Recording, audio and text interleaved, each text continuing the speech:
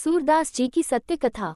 एक बार सूरदास जी चलते चलते मार्ग में एक गहरे गड्ढे में गिर गए और निकलने के सारे प्रयास असफल हो गए।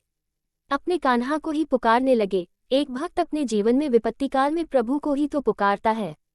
जैसे ही सूरदास जी ने कान्हा को याद किया, प्रभु भी उसकी पुकार सुने बिना नहीं रह पाए। सच है, जब एक भक्त दिल से पुकारता है तो ये टीस प्रभु के दिल में भी उठा करती है।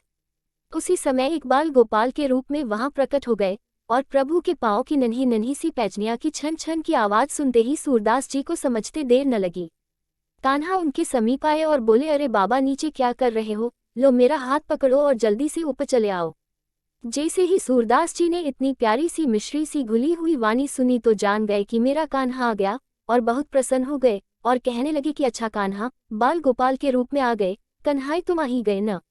बाल गोपाल कहने लगे, अरे कौन कान्हा, किसका नाम लेते जा रहे हो? जल्दी से हाथ पकड़ो और ऊपर आ जाओ, ज्यादा बातें न बनाओ।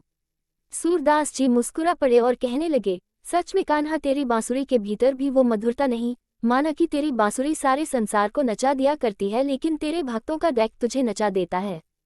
क्यों कान्हा, सच है न? तभी तो तू दौड़ा चला आया। बाल गोपाल कहने लगे, अरे बहुत हुआ, पता नहीं क्या कान्हा कन्हा किए जा रहे हो। मैं तो एक साधारण सा बालक ग्वाला हूँ, मदद लेनी है तो लो, नहीं तो मैं तो चला, फिर पड़े रहना इसी गड्ढे में। जैसे ही उन्होंने इतना कहा, सूरदास जी ने झट से कान्हा का हाथ पकड़ लिया और उस मंगलमय ब्रह्मसन स्पर्श से वे रोमांचित हो उठे।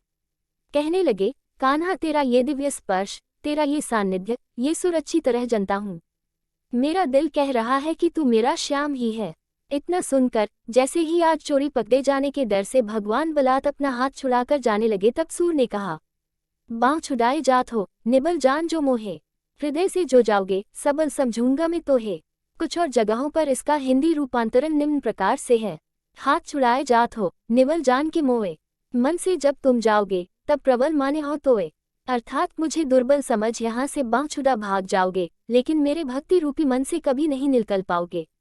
इस प्रकार भक्त वात्सल्य भगवान श्री कृष्ण ने अपने परम भक्त महात्मा सूरदास जी को इस विकट समस्या से उबारने के लिए स्वयं प्रकट हुए। जय श्री कृष्ण।